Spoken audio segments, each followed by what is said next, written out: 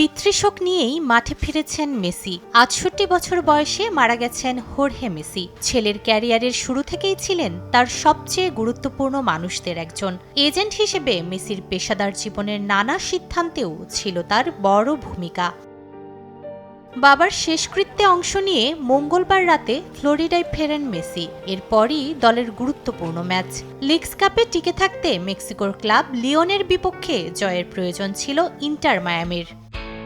Daniel Pinter এবং Yannic ব্রাইটের গোলে inter মায়ামির স্কোরবোর্ডে ২ গোল যোগ হয়। সমতায় ছিল মেক্সিকান ক্লাব লিওনো। ম্যাচের দ্বিতীয়ার্ধে মাঠে নামেন মেসি। সতীর্থদের সঙ্গে আক্রমণে যোগ দেন, চেষ্টা করেন দলকে এগিয়ে নিতে, কিন্তু গোলের দেখা পাননি ৮ বারের ব্যালন ডিওর জয়ী তারকা। শেষ পর্যন্ত ৩-২ গোলে হেরে যায় ইন্টার মায়ামি। মেসি যোগ দেওয়ার পর এবারই প্রথম লিগস কাপের প্রথম পর্ব থেকে বিদায় নিল মায়ামি।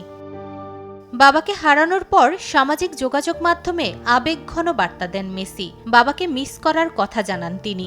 এই শোকের মধ্যেই ফুটবল চালিয়ে যাওয়া নিয়েও শঙ্কার কথা উল্লেখ করেন ফুটবলের এই মহাতারকা। অথচ বাবাকে শেষ বিদায় জানানোর মাত্র ৪ দিন পরই আবার জার্সি গায়ে মাঠে নেমেছেন তিনি।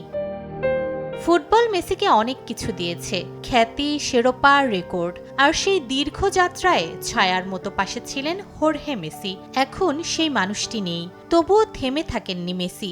বাবাকে হারানোর শোক নিয়েই ফিরেছেন মাঠে। হয়তো গোল হয়নি, জয়ও আসেনি, তবুও এত দ্রুত শোক সামলে মাঠে ফেরার এই গল্প অনুপ্রেরণা হয়ে থাকবে তার ভক্তদের জন্য।